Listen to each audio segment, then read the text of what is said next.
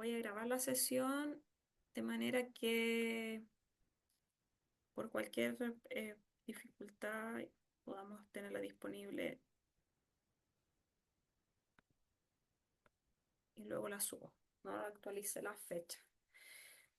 Entonces vamos a ver, esta estaba organizado como una pura sesión. Vamos a ver, son bastante contenido en esta parte, así que voy a tratar de ver lo que más pueda y la siguiente sesión probablemente ahí terminaría si es que me queda algún tema pendiente, ¿ya? En este caso no vamos a tener seminario ahora, así que no que vamos a tener la temática de prevención social, prevención situacional y después los seminarios como yo se los comenté.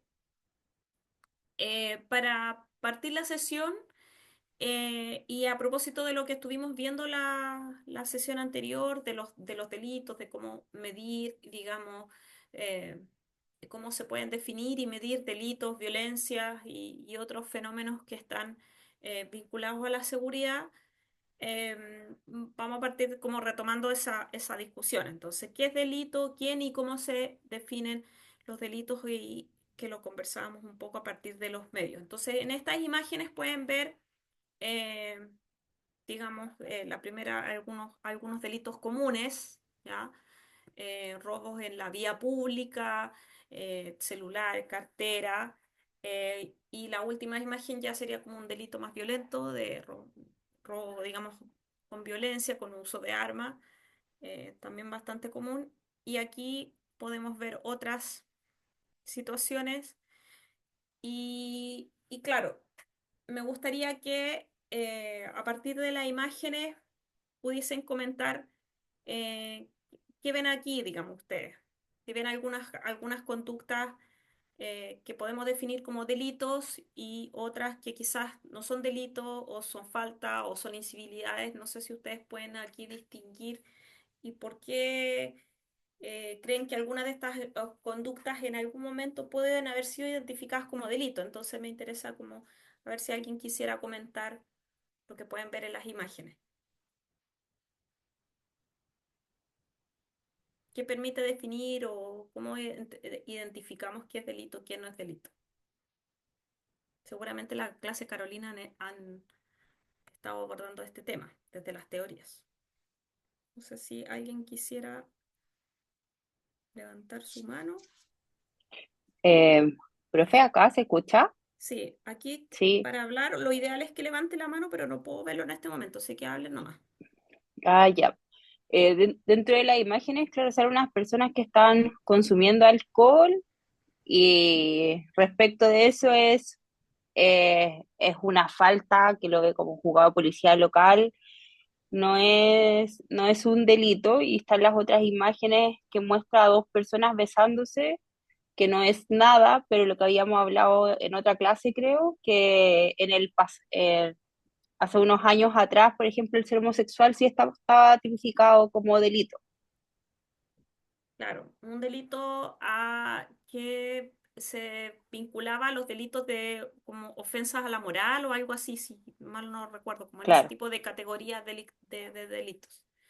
Claro, pero hay un tema relevante, es que permite distinguir entre estas distintas, bueno, aparte que son conductas conocidas, digamos, pero que nos ayuda a distinguir cuando es un delito, un comportamiento puede ser considerado un delito o no.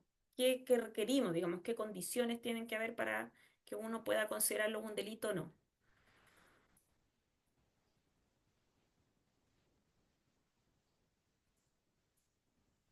Por ejemplo, ¿por Eh, qué la homosexualidad Ahí en diría, algún periodo era profesora, considerada un delito? Sí. no, perdón, es que no quise levantar la mano porque dijo que no lo veía, pero ahí como la distinción sería que esté finalmente tipificado por ley, o sea, todo lo que explícitamente esté escrito que es delito va a ser finalmente delito, y eso igual va a variar a nivel sociocultural. Pues la homosexualidad, como bien decía la compañera, en cierto espacio temporal fue definido como delito, como falta, que a nuestra actualidad obviamente no corresponde. Lo mismo en otra cultura la homosexualidad sigue siendo delito. Claro. Eh, eso. Ya, pero hay diferencias que tienen que ver con la tipificación, ¿cierto? Pero antes de la tipificación hay diferencias que tienen que ver con lo que tú también señalabas, con elementos socioculturales, políticos, que van variando entre periodos históricos, pero que también varían entre territorios. Y aquí hay por eso, digamos, a propósito puse estas imágenes del consumo de alcohol, porque el consumo de alcohol en algunos países, el consumo de alcohol en la vía pública en algunos países no es considerado ni un delito ni una falta, mientras que en otros países sí es sancionado, digamos, como falta, como en el caso de nuestro país, y hay procedimientos, digamos, incluso a una persona que está consumiendo en la vía pública la pueden detener para hacerle control de identidad y haber un procedimiento, digamos, ejercido por las policías. En cambio, en otros países no, digamos, es una conducta, digamos, normal, común y corriente que ejercen, en el caso de que la ejerzan personas adultas, y por eso también les pongo aquí la imagen de un niño, digamos, que está también consumiendo alcohol en la vía pública, porque ahí habría otra situación. Nicolás. Quizá, no sé, quizá no entendí muy bien la pregunta, a lo mejor se refería a que quizás son los factores que llevan a que el acto sea ilícito. Quizás un factor es la persona que lo está cometiendo y otra cosa es el lugar en donde se está cometiendo, porque no es lo mismo tomar alcohol en un lugar privado, donde sí se puede, a tomarlo en la calle, que es una falta, y que lo haga una persona adulta que sí puede consumir alcohol, a que lo haga un niño que no puede consumir alcohol. Quizás también eso, el sujeto y el lugar define también si es delito o no. Claro, también son condiciones relevantes, ¿cierto? Tú diste en el clavo. Lo que yo plantea como a nivel más general, más macro, hay diferencias entre países porque tenemos legislaciones distintas y las legislaciones están asociadas a cambios, fenómenos culturales, interpretaciones, en el caso del tema de la homosexualidad, por ejemplo, cuestiones de percepción moral respecto a ciertas conductas. Eso va cambiando entre periodos, pero también hay otros elementos que van configurando el delito, como es el actor o los actores que están involucrados, si el sujeto, digamos, está definido como autorizado o no para realizar esa conducta. Y en el caso de nuestra sociedad o la mayoría de las sociedades, por ejemplo, hay límites de edad en el caso del consumo de alcohol y está regulado, digamos, por ejemplo, el hecho de que no se le pueda vender alcohol a menores, porque también hay estudios detrás, digamos, que avalan que para ciertos grupos es más dañino que para otros la conducta. Entonces también el delito está asociado a esta visión que hay respecto del daño, ¿cierto? ¿Qué tipo de bienes se dañan con ciertas conductas? Y ese análisis o esa evaluación en parte se hace en base a también evidencia técnica, digamos. Entonces, ¿cómo se entiende entonces esta distinta configuración de delito, digamos, de elementos, perdón, que dan pie a la definición de delito? Porque claro, las compañeras señalaban, el delito está definido según lo que establece el Código Penal, ¿ya? Pero eso es una definición más bien limitada o restringida del delito, ¿ya? Y lo que tenemos que entender más bien en el contexto de esta asignatura y de las otras asignaturas que también van a tener en el magíster, que el delito es más bien un constructo social que es definido por la sociedad en contextos históricos, sociales, políticos y culturales determinados. Entonces involucra muchos elementos, muchos factores, y no solo lo que dicta el código, digamos, penal o la legislación vigente en un territorio determinado, porque esa legislación también depende de esos otros factores, de esos múltiples factores. Entonces, en ese sentido, una conducta o acto considerado como delito va a cambiar en el tiempo, va a variar entre lugares y también en según grupos etarios, como este caso del consumo. Entonces, y ahí estaba el ejemplo, digamos, de la homosexualidad, el hecho de que en alguna época pudo sido considerado como un delito y estaba prohibido porque se consideraba que esa conducta de por sí dañaba, digamos, ciertos principios valóricos o conductas morales definidas por esa sociedad, ¿cierto? En ese país. Pero también es importante reconocer que aún hoy hay países que penalizan ese tipo de conducta. Entonces, hay conductas que van variando históricamente, pero también entre contextos eh, sociales y territoriales tenemos diferencias y todavía hoy hay diferencias significativas entre los países, entre países orientales o países, por ejemplo, donde hay vigente dictaduras y otras, podríamos poner en un plano más complejo, como el hecho de que países como, ay, se me fue, estos países musulmanes del Medio Oriente penalizan incluso conductas que realizan las mujeres como tener actividad en el espacio público, digamos, poder manifestarse, poder usar una ropa, digamos, a su gusto y otras conductas que para nuestra cultura occidental es, digamos, inverosímil porque aquí, digamos, las mujeres tienen derecho a tomar sus propias decisiones, vestirse como quieren, andar en el espacio público. Entonces ahí vemos que todos esos contrastes se dan porque hay contextos históricos, sociales, políticos, culturales, digamos, diversos. ¿Ya? Bueno, lo de la Delta de Core ya lo comentamos.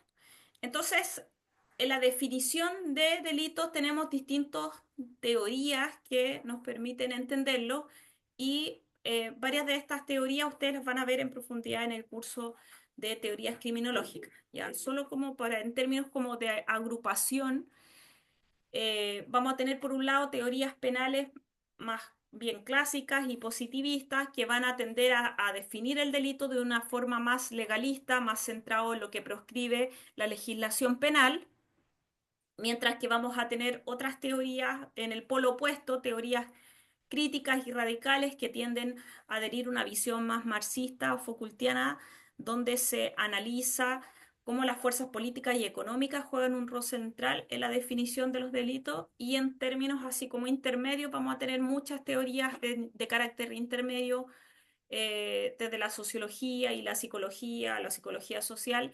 que abordan, digamos, el delito desde una perspectiva crítica también, pero más mixta, digamos, considerando las definiciones legales, pero también adhiriendo una definición más asociada a la conducta desviada, ¿ya? Y más bien abordan la desviación o la conducta desviada con independencia de la existencia de una sanción.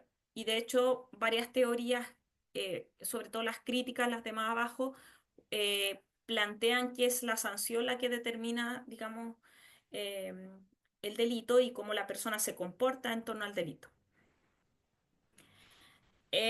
Por ejemplo, desde la línea marxista, Richard Kinney plantea que la distinción entre una conducta criminal y una no criminal solo se establece a partir de la definición que hacen las élites, las clases dominantes, a través de instituciones como el derecho y las políticas criminales. O sea, que son las instituciones las que van a establecer en qué delitos en ciertos contextos em, se definen y qué persona, por ejemplo, es considerada un delincuente o no.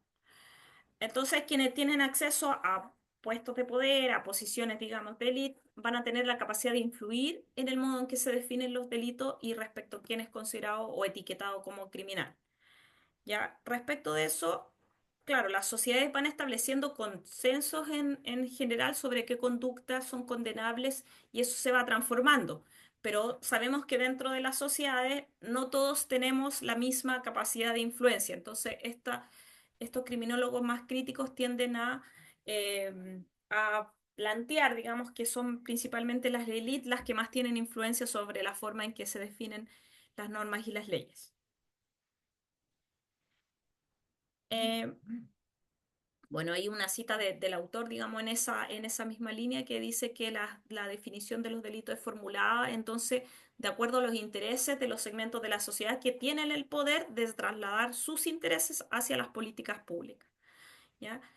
Y entonces, en ese sentido, para las élites, digamos, los delitos que implican amenazas a la propiedad y al orden tienden a ser los más identificados, planteados como delitos comunes y los que más se abordan. Si se fijan en los datos, por ejemplo, los delitos que más se abordan son los delitos comunes, que son los delitos callejeros y los delitos contra la propiedad, pero también tiene que ver en cómo se persiguen, qué políticas se definen respecto a esos delitos, cómo se en general abordan.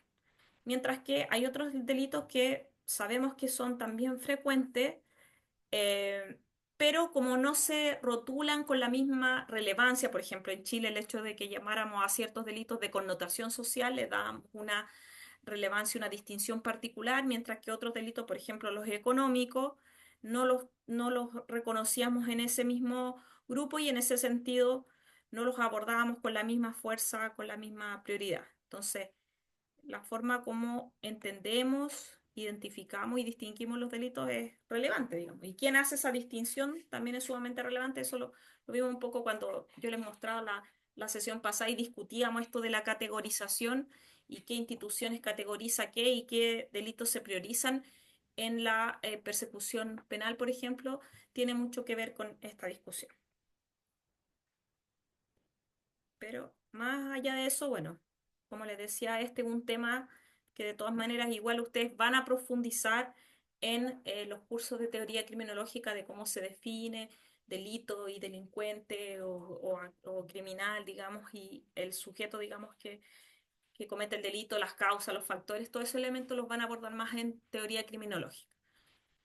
En cambio, nosotros desde este curso de prevención del delito nos interesa más bien centrarnos en, digamos, las estrategias de política pública que contribuyen o que permiten prevenir o anticiparse al delito.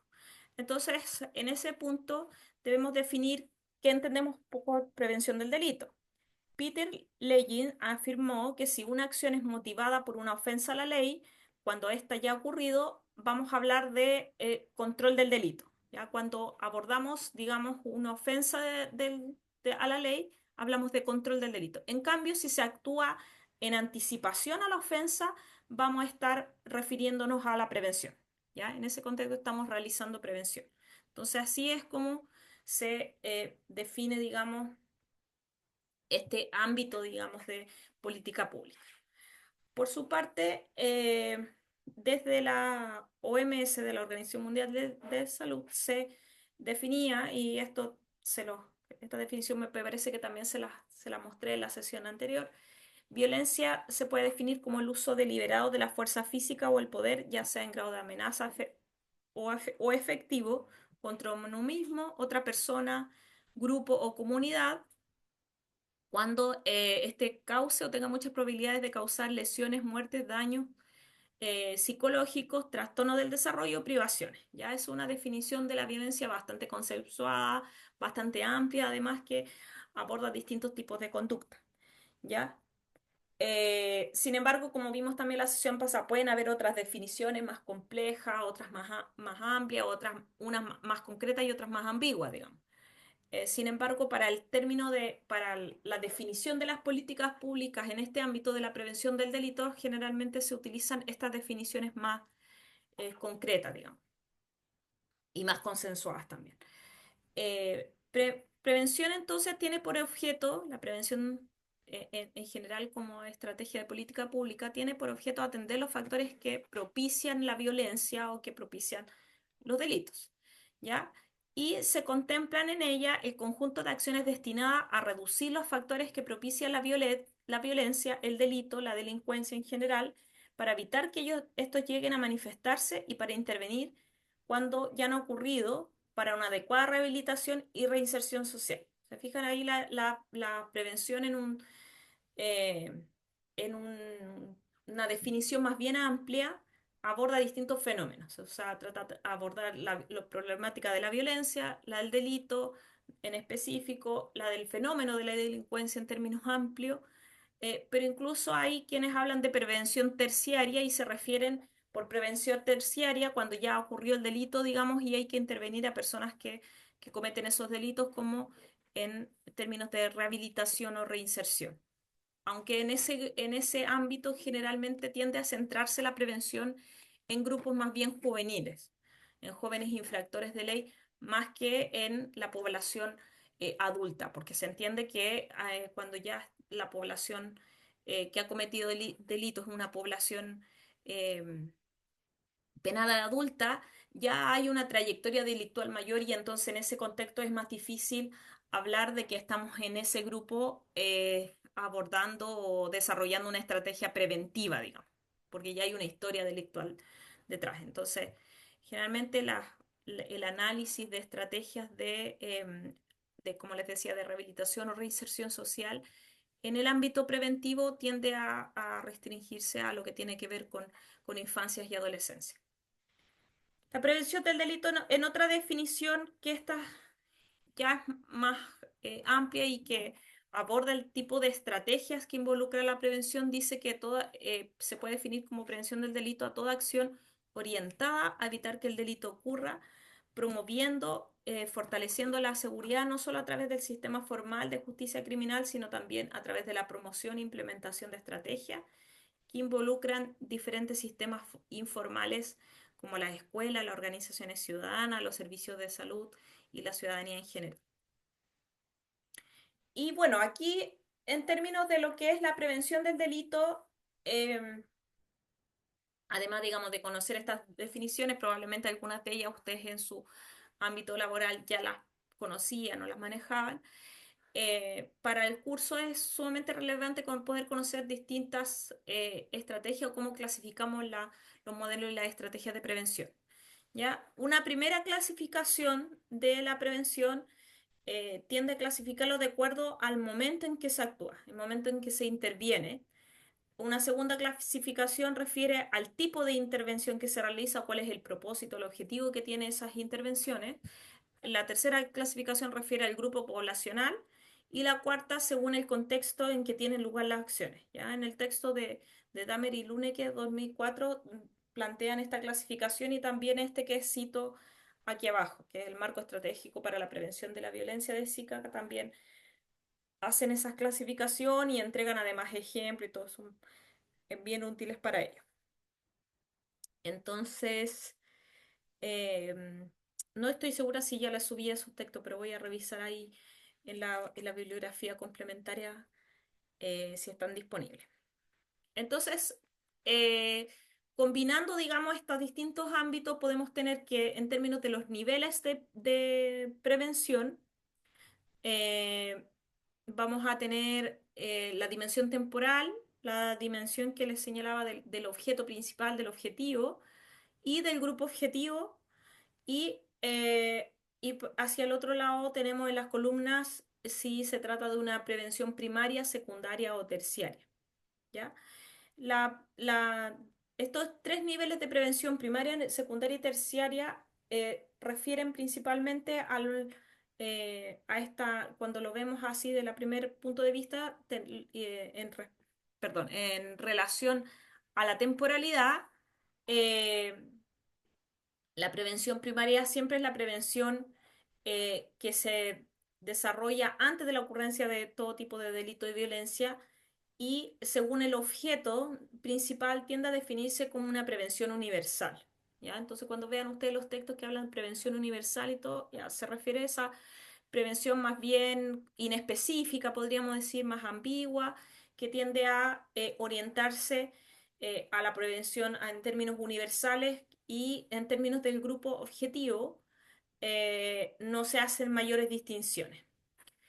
Una estrategia o un ejemplo de este tipo de prevención primaria es la que se realiza, por ejemplo, a través de las campañas eh, de salud, típicamente no en un ámbito delictuoso, si lo pensamos en el ámbito de salud, cuando se hacen campañas para prevenir enfermedades de lávese las manos, eh, digamos, pensando en el COVID, use la mascarilla y todo eso, eran campañas de prevención universal, no van dirigidas a ningún grupo en particular. Y en términos más vinculados a lo delictivo, podríamos decir un tipo de, de estrategia, de campaña de prevención universal que tiende a apuntar a una población más general, son las típicas de no conduzca cuando beba, pase las llaves, ¿ya? Si bien, claro, va dirigida a una población digamos, entre comillas, específica en el sentido de que son personas que conducen, en general tiende a ser un mensaje que se orienta a una población más bien general, universal, ya no va dirigido a un grupo en específico. Ese es un tipo de prevención primaria, aunque la mayoría de las estrategias que se citan como ejemplo en prevención primaria tienen que ver con esto, con lo comunicacional, pero también con la infancia y la adolescencia, donde se señala que no necesariamente tenemos orientamos a un grupo específico que tenga ciertas características de riesgo, sino que en general podemos, digamos, en los niños y jóvenes, por ejemplo, instalar conductas de prevención del consumo de sustancias o de ciertas conductas de riesgo y a ese grupo, digamos, podemos apuntar con estrategias de prevención universal. A nivel secundario, generalmente vamos a tener estrategias de prevención que apuntan en términos temporales a situaciones de riesgo. O sea, estamos en un contexto ya de situaciones de riesgo frente a la ocurrencia de hechos de violencia o delitos que quizás ya han ocurrido. Por ejemplo, cuando a nivel territorial ya tenemos territorios que presentan cierta frecuencia de delitos que están identificados, que ocurren con mayor frecuencia localizados, por ejemplo, en ciertos territorios, o que son más bien percibidos por ciertos grupos, y por eso a nivel de objeto es una prevención más específica que va más dirigida a grupos de mayor riesgo, ya sea riesgo de ser víctimas o victimarios. Y entre los grupos de riesgo, hay aquí respecto a qué grupo va dirigido, la prevención secundaria suele ir dirigida a jóvenes, por ejemplo, adolescentes que puedan que puedan tener ciertas características de involucrarse en delitos o en pandillas, digamos, en comportamientos delictuales. Y también puede ir dirigida a, no sé, pues, mujeres, por ejemplo, que ya tienen antecedentes de haber sido víctimas de violencia y es un grupo, digamos, identificado. Ancianos y otros grupos, digamos, por ejemplo, en delitos de odio, grupos, ciertas minorías que han sido identificadas como grupos que tienen más riesgo de sufrir ese tipo de delitos. A nivel terciario, como les decía antes, Em, la prevención se define en torno a intervenir en un momento ya después que ha ocurrido la situación de violencia o el conflicto con la justicia y busca más bien minimizar los efectos negativos del delito y la violencia por medio de la rehabilitación. Por ejemplo, en el caso del consumo de sustancia, se prefiere hablar de rehabilitación porque se entiende como una enfermedad, aunque y no necesariamente vinculada o causal del delito, pero que podría tener mayor, digamos, incidencia. Y bueno, el tema de las drogas, los delitos de drogas están considerados dentro de nuestro sistema penal, se tiende a vincular las dos cosas, digamos, se tiende a vincular el consumo con el delito. Y ahí también tenemos la estrategia de prevención, que se habla de prevención terciaria, como les decía, a nivel de la reinserción, pero que en general va más vinculada a la reinserción juvenil, apoyo a las víctimas y el grupo objetivo, bueno, pueden ser grupos de, por ejemplo, infractores de ley o infractores de ley juveniles que ya han egresado del sistema, miembros de pandilla que también, como les decía, tienden a hacer intervención en jóvenes, más que en adultos. Esa es digamos, esquema nos permite identificar distintas estrategias en estos distintos niveles. Pero hay otra clasificación que tiene que ver más con los propósitos, con la estrategia, con los objetivos principales, que es la que más se aborda teóricamente y con la que hoy día más se trabaja desde las políticas, ¿ya? Y esa es la que vamos a abordar más en profundidad en el curso. Entonces tenemos prevención social, situacional y comunitaria. Por prevención social, bueno, y si tienen alguna duda, igual eh, pueden interrumpirme o pueden dejar un comentario. Creo que está el chat. No sé si ustedes pueden ver el chat está funcionando el chat del Zoom y pueden también ahí plantear para que después podamos irlas abordando. Eh, entonces teníamos prevención social, situacional y comunitaria. Les decía, la prevención social tiene por objetivo evitar la realización del delito a través de la intervención de procesos sociales y relaciones colectivas que llevan a un individuo a delinquir. La prevención situacional tiene como objetivo principal reducir las oportunidades para la comisión del delito y se realiza principalmente mediante estrategias de administración diseño y manipulación del entorno físico, mientras que la prevención comunitaria eh, tiende a ser una estrategia de prevención más mixta, digamos, donde se involucran tanto estrategias situacionales como sociales, por separado combinadas, pero la diferencia o la relevancia, digamos, en este tipo de estrategia es que la comunidad se concibe como un actor clave, digamos, que puede ser objeto de beneficiario de las políticas, pero también, sobre todo, sujeto. ¿Ya? O sea, la idea es involucrar a la comunidad en esta estrategia. Eh, y les voy a dar un poco más de detalle de la misma estrategia y ahí vamos a ir abordando luego cada una de ellas en las sesiones que vamos a abordar esta temática y en las estrategias que vamos a ver en los seminarios.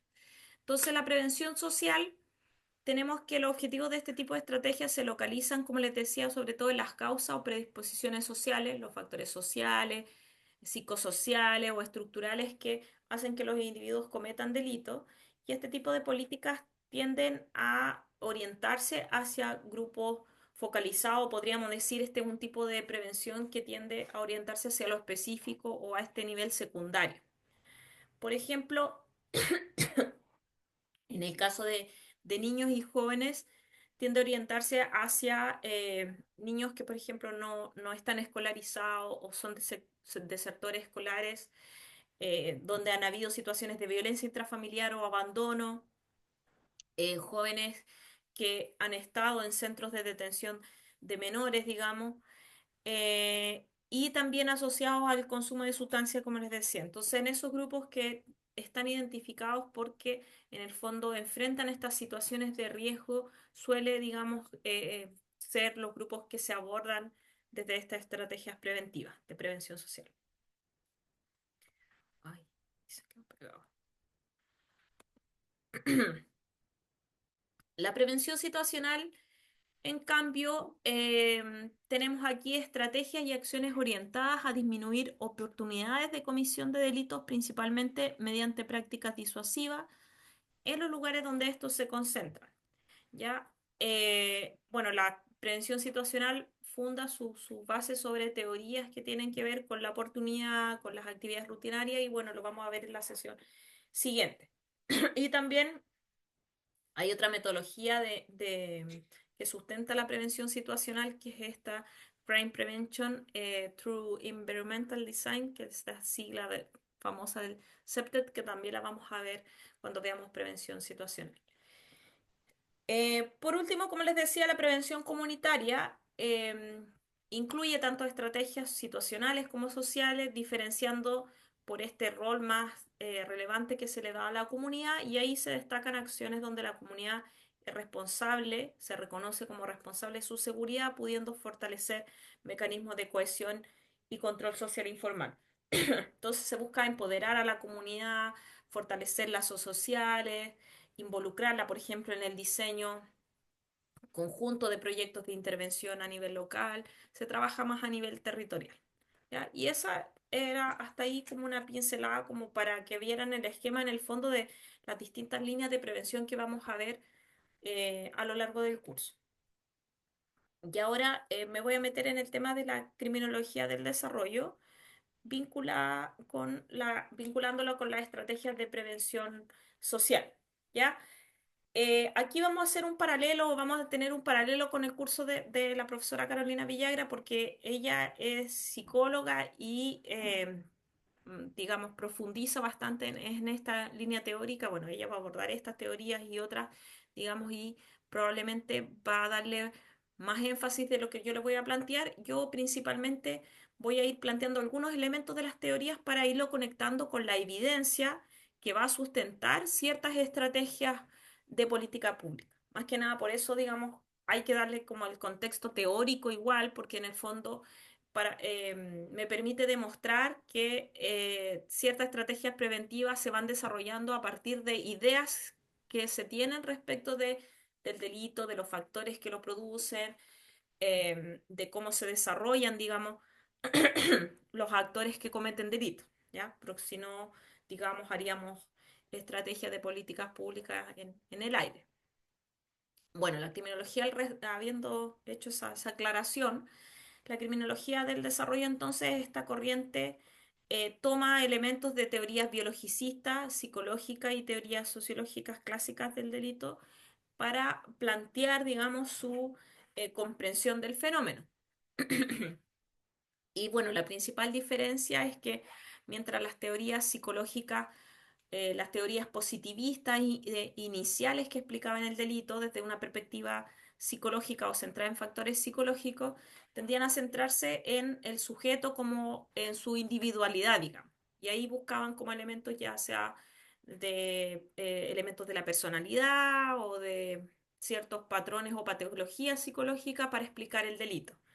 En cambio, la criminología del desarrollo se va a plantear más bien como crítica a esas teorías y va a adoptar una aproximación más biopsicosocial del individuo. Ya desde esta teoría se plantea de ese modo. Entonces ellos plantean muchas críticas respecto de las teorías positivistas más clásicas.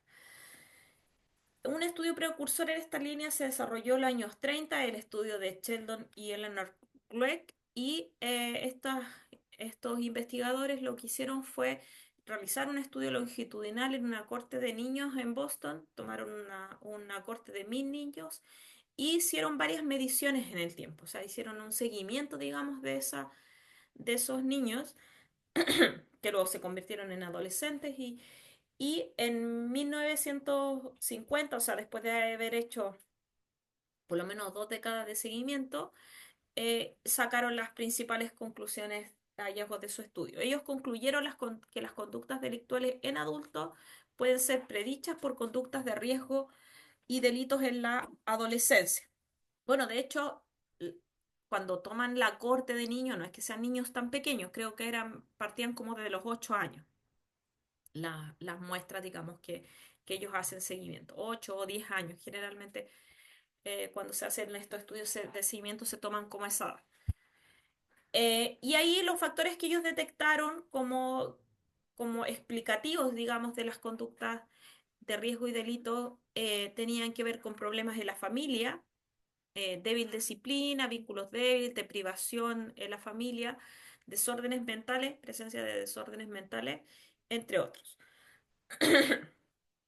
Bueno, lo relevante es que este estudio fue uno de los primeros, digamos, que generaron esta metodología de seguimiento longitudinal y que fueron, digamos, indagando cómo distintos factores en la infancia podían y en la adolescencia, digamos, podían explicar o predecir que se desarrollaran comportamientos criminales en la adultez. Otro estudio destacado en esta línea es el Delinquency in a Birth Court de Wolfan y otros, como de los años 70, que también se basó en un diseño longitudinal. Bueno, en la década de los 70 es de un periodo donde comienzan a desarrollarse muchos estudios en esta línea, y este estudio también concluyó que un grupo reducido de jóvenes delincuentes era responsable de una cantidad importante de delitos, pero con el paso de la edad la actividad delictual de estos jóvenes tendía a disminuir. Entonces ahí es donde comienzan a surgir estudios que plantean la idea de la carrera delictual, o sea, de que hay sujetos que son más persistentes en los delitos y van desarrollando como una carrera delictual, una trayectoria de vida delictual, mientras que otros pueden cometer delitos en la juventud, pero después desisten de ese tipo de comportamiento, ¿ya? Ahí destacan varios estudios relevantes donde se seguía esta metodología como les decía, de seguimiento longitudinal a niños y adolescentes. Pittsburgh Job Survey, Rochester y otros. Bueno, la mayoría de esos en Estados Unidos, pero también en el Reino Unido se hicieron estudios similares. Bueno, como les decía antes, la teoría del desarrollo, la criminología del desarrollo surge a partir de cuestionamientos a estas teorías criminológicas más clásicas, que la verdad es que esas teorías tenían poco sustento empírico, porque más bien planteaban eh, ciertas hipótesis respecto de cuáles eran las causas o explicaciones respecto al delito, pero en un periodo donde no habían tanto trabajo empírico, ¿ya? y algunos de los que más desarrollaron levantamiento o trabajo empírico, por ejemplo, que las imágenes que pueden ver en la teoría, por ejemplo, del Lombroso, que es un positivista clásico que analiza como las características fisiológicas de los sujetos que estaban en la cárcel y las compara con características, por ejemplo, de los soldados. Y a partir de eso hace extrapolaciones causales, digamos, respecto de cuáles eran las diferencias, pero la verdad es que, claro, como se centraba en grupos tan reducidos y específicos, en verdad él estaba haciendo una confirmación de características de la población que estaba siendo sancionada en la cárcel, pero no podía, pero no comparaba, digamos, a otros grupos porque no tenía, trabajaba con muestras representativas, con cortes en la población, por ejemplo, como los otros estudios longitudinales. Bueno, eh, entonces, estas positivistas principalmente fueron criticados desde la criminología del desarrollo porque no analizaban, tendían a analizar, a plantear, digamos, explicaciones sobre el origen del delito, pero no analizaban los cambios a lo largo de la vida. O sea, no llegaban a evaluar esto de cómo el desarrollo a lo largo de la vida, sobre todo de pasar de la adolescencia a la adultez, implicaba distintos factores que podían explicar o contribuir a explicar, digamos, el delito. Entonces la criminología del desarrollo va a destacar tres elementos, va a plantear como tres elementos clave, digamos, que permiten entender mejor el fenómeno. Por una parte, los primeros análisis que refieren a la curva de la criminalidad asociada a la edad, según hallazgos, digamos, relevantes que se plantea desde estas teorías, la existencia de carreras delictuales, que ya se lo mencionaba, y el análisis de la influencia de factores de riesgo, que es otra de los aportes. Pucha, mi hijo se llevó mi celular y no puedo ver la hora. Ya. Eh, como a las 8, no sé, ¿les parece? Puedo hacer un pequeño break de, de unos minutos para si quieren comer algo, ir a buscar agua, no sé qué. ¿Ya? Eh, lo voy a hacer como a las 8 para que me avisen, ¿ya? Y ahí hacer 10 15 minutos y después seguimos hasta 9:15 más o menos. Entonces, respecto de la primer punto, digamos, elemento destacado de la criminología que se basa en la criminología del desarrollo, que es esta asociación de la edad delito, tenemos que esta idea fue una idea planteada muy originalmente por los primeros criminólogos, perdón, incluso por los estadísticos sociales que se llamaban en primeros eh, investigadores que analizaban, digamos, las estadísticas poblacionales, fue uno de los elementos en el que indagaron y descubrieron. Bueno, lo que se plantea es que el delito tiene una relación fuerte con la edad que se expresa por este tipo de curvas. Que expresa la curva que los niños prácticamente no cometen delito y eso es como una evidencia más o menos, digamos, universal. Y estas conductas tienden a aparecer en la adolescencia y van a tener un pic, más o menos, este pic va a ir cambiando históricamente, pero más o menos de los primeros estudios se reconocía que tenían un pic como en torno a los 20 25 años y luego estas actividades tienden a declinar hacia la adultez. Entonces eso se llamó la curva de edad delito. Bueno, la mayoría de los jóvenes que delinquen entonces, a partir de esa curva, de este análisis que se hacía poblacionalmente, no de un sujeto en particular, sino que de una muestra de sujetos, se concluía que entonces que los jóvenes tienden a desistir de las conductas delictuales y solo una pequeña proporción de estos van a mantener una carrera delictiva en la adultez. ¿Ya? La primera ilustración de esta curva, como les decía, surge entre los estadísticos sociales, que es este grupo de estadísticos que aparece en Francia entre 1826 y 1829. Como pueden ver, es un estudio, digamos, bien antiguo, digamos, y bien inicial incluso en el desarrollo de lo que es la criminología. Sin embargo, pese que ya con los censos iniciales, porque a partir del análisis de censo y otras estadísticas que cruzaban, llegaron a esta conclusión, a pesar de ello, estos primeros estadísticos sociales no, no dieron o no generaron una explicación tan clara de por qué ocurría esto, digamos. Y lo que ellos plantearon, o por lo menos lo que Quetelet planteó respecto a cuál era la explicación, era que habían tres aspectos que cambiaban con la edad: la fuerza, las pasiones y el raciocinio. Y entonces, en palabras del autor, él dice que de todas las causas que explican la propensión al delito, la única incuestionable es la edad, y ello se explicaría, digamos, porque con la edad se desarrolla la capacidad física y las pasiones, pero con el tiempo esto disminuye porque la energía decrece. Entonces, en el fondo, él dice, los jóvenes son los que más tienen energía y además pasiones, o poco raciocinio, digamos, en la forma de comportamiento, y eso va a tender a cambiar con la edad. Entonces, por eso él plantea que el pic de participación del delito se da en una época donde predominan las pasiones o los impulsos y va a disminuir cuando aumenta el razonamiento en las personas adultas. Bueno, este tipo de curva y de asociación aumentó entre los años 70 y 80 del siglo XX, digamos, y en la mayoría tendía a replicarse la curva, detectando casi la misma tendencia. O sea, muchas investigaciones, y pueden ver aquí que salen distintos periodos, digamos, con datos de 1960, de 1980 y del 2000, tienden a encontrar una forma de la curva similar, ¿ya? Entonces, eh, de este modo se puede plantear o confirmar, digamos, se puede llegar a confirmar que esta relación tiende a ser más o menos universal. Sin embargo, las ideas respecto de la propensión de los impulsos versus la madurez, sí fueron, o los factores, digamos, que explicaban esta relación, sí fueron cambiando y siendo más bien cuestionados.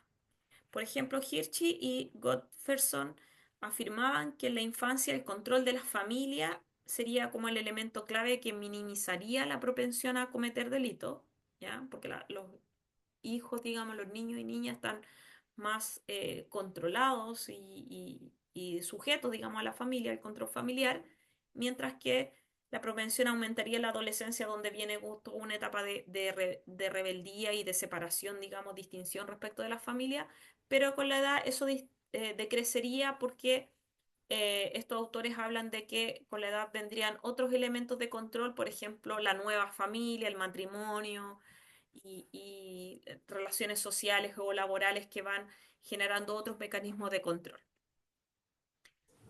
Profe, Sí, son las 8.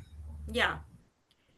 Entonces vamos a hacer, está bien que vamos a hacer el break aquí para que después metan en los estudios delictuales.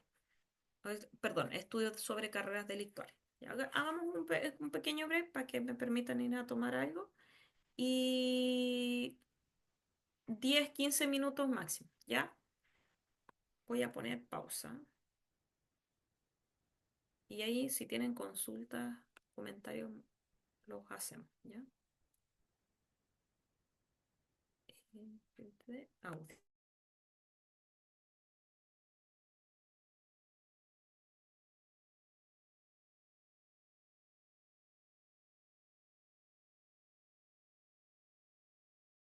Reanudar la grabación. Ya, estoy compartiendo. Sí, profe, se ve bien Sí. la PPT. Ya. Entonces, como les decía, uno de los primeros hallazgos y elementos que toma la criminología del desarrollo es esta relación entre la asociación entre la edad y el delito, ¿ya? Y esta evolución en el fondo a lo largo de la vida. Entonces, esa evidencia, que era una evidencia que venía de estudios muy antiguos, la toma la criminología del desarrollo, pero lo que busca plantear es otras explicaciones, digamos, más profundas que aquellas, digamos, muy antiguas, digamos, que hablaba de los impulsos simplemente y la diferencia como de la energía entre jóvenes y personas mayores. Entonces, los estudios sobre carreras delictuales es uno de los ámbitos en que se va a desarrollar y aplicar esta línea teórica, digamos, y donde se buscan diversas explicaciones. Entonces, la carrera criminal se define como o caracteriza como la secuencia longitudinal de los delitos cometidos por un individuo a lo largo de la vida. Es decir, es el estudio de cómo los individuos se involucran en delitos y cómo este comportamiento va cambiando con la edad. ¿Ya? Y esta corriente se preocupa tanto por estudiar la heterogeneidad o diferencias entre individuos como por la estabilidad o cambio en la actividad criminal a lo largo de la vida. ¿Ya? Y entonces son, van a ser dos variables clave las que se van a estudiar desde esta perspectiva. La participación, o sea, que da inicia, por ejemplo, la participación en delitos o cuando se desiste de la participación y la frecuencia, ¿ya? ¿Qué frecuencia la persona se involucra en delitos? ¿Ya? Y los estudios, digamos, en esta línea entonces han demostrado que esta curva de relación delitos-edad puede ser explicada tanto por cambios en la participación en tipos de delitos, em, pero la frecuencia de cuántos delitos se comete tiende a ser estable en el tiempo, aunque varía, digamos, sí, en ciertos periodos, en ciertas edades, ¿ya? Entonces hay algunos tipos de delitos que la frecuencia es más estable, digamos, mientras que hay otros delitos que hay una variación un poco más relevante. Por ejemplo, entre delitos de menor gravedad y de mayor gravedad. O sea, se ha estudiado cómo los jóvenes, los adolescentes suelen involucrarse primero en delitos eh, contra la propiedad con menos grave, digamos, menos uso de armas o menos violencia, pero que luego de si son conductas que se van estabilizando, puede ocurrir que la medida que pasan los años puede ir agravándose los niveles de violencia, ¿ya? Pero no es que la frecuencia o la cantidad de delitos necesariamente aumente o varíe tanto en el tiempo. Eh, bueno, Farrington es uno de los investigadores criminólogos destacados dentro de lo que es la criminología del desarrollo y él ha desarrollado distintos estudios, digamos, y también ha sistematizado y evaluado estudios a nivel internacional. Y él demostró que la forma y estructura de esta curva edad-delito está sujeta a importantes variaciones, que no era tan estable, digamos, como se planteaba o se creía en periodos años anteriores. Y él plantea que hay variación importante a lo largo del tiempo del lugar, o sea, entre un territorio y otro, y entre grupos, ¿ya? Y también reveló que la curva para un individuo en particular suele ser distinta a la curva de la población agregada. Bueno, esa es una idea en general que se puede apreciar en todo tipo de estadísticas, o sea, las estadísticas a nivel poblacional, cuando hablamos de poblaciones grandes y agregadas, suelen presentarse tendencias que en grupos más pequeños que nosotros podemos extraer o individuos que extraemos de esa población general pueden darse tendencias distintas, ¿ya? Lo relevante que él plantea entonces es, a partir de ese análisis, es que el pic de delitos no siempre es el mismo. Ya como se planteaba antes, que el pic generalmente ocurría entre los 20 y 25 años, él dice, bueno, va a depender de de otras características y el pic puede variar. Ni la consistencia en la frecuencia, esto que se señalaba que la frecuencia era más o menos estable a lo largo de la vida, él dice que también eso varía mucho. Entonces, el patrón expresado por la culpa puede explicarse por cambios en la participación y en la frecuencia derivado de elementos como la disminución del control parental en la adolescencia, que era un elemento que también plantean otros autores como Hirsch, eh, el aumento de la influencia de los pares, ¿ya? Que también es un aspecto que va cambiando, digamos, a lo largo de la vida, porque los niños tienen más control de los padres y menos influencia de pares, en cambio en la adolescencia eso se tiende a invertir, y con la adultez, en cambio, aumenta el control familiar y de la comunidad, hay otras redes, hay otras responsabilidades también. Entonces, los estudios sobre carreras delictuales han aportado aspectos claves en la conducta criminal. Por ejemplo, Piquero y colegas, digamos, eh, sistematizan cuáles son los elementos que se han logrado ir analizando y aprendiendo a partir de los estudios de carreras delictuales. Por ejemplo, se ha estudiado cuando inicia el delito y sus causas en una primera etapa, digamos, de la vida. También cuando disminuye o se detiene este fenómeno conocido como desistencia, también cuánto dura y por qué algunos persisten, que es el fenómeno de la persistencia, o sea, porque hay perfiles de personas, de sujetos que tienden a ser más persistentes y durante, a lo largo de su vida tienen más contacto con el delito que otras personas, porque la participación en delitos aumenta o disminuye en ciertos periodos y ese fenómeno se estudia como escalamiento o desescalamiento. Los tipos de delitos cometidos y los cambios en esta tipología que tiene que ver con la seriedad o la gravedad, esto que les señalaba antes, que a cierta edad los jóvenes cometen delitos menos graves y después probablemente en algunos casos, si son persistentes, tienden a escalar en gravedad. Y la naturaleza de las combinaciones de delito o la especialización delictual también es un fenómeno que se estudia. ¿Ya?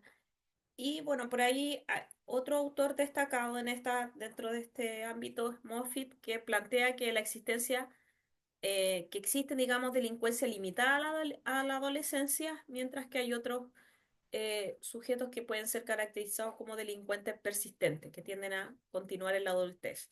Y que ambos, digamos, perfiles o tipología tienen que ser abordados de distinto modo porque tienen características bastante distintas. Dice que una mayor incidencia de la familia en el origen del delito se observa en contextos donde tiende a interactuar un ambiente más adverso y niños vulnerables y por otra parte, que el aprendizaje de normas convencionales en estos niños se vería limitada y en su lugar tenderían a adoptar conductas estas inadaptadas que se van acumulando. O sea, a la medida que vienen de ambientes más adversos, tienen más posibilidades, digamos, de que vayan adoptando este tipo de conductas desviadas.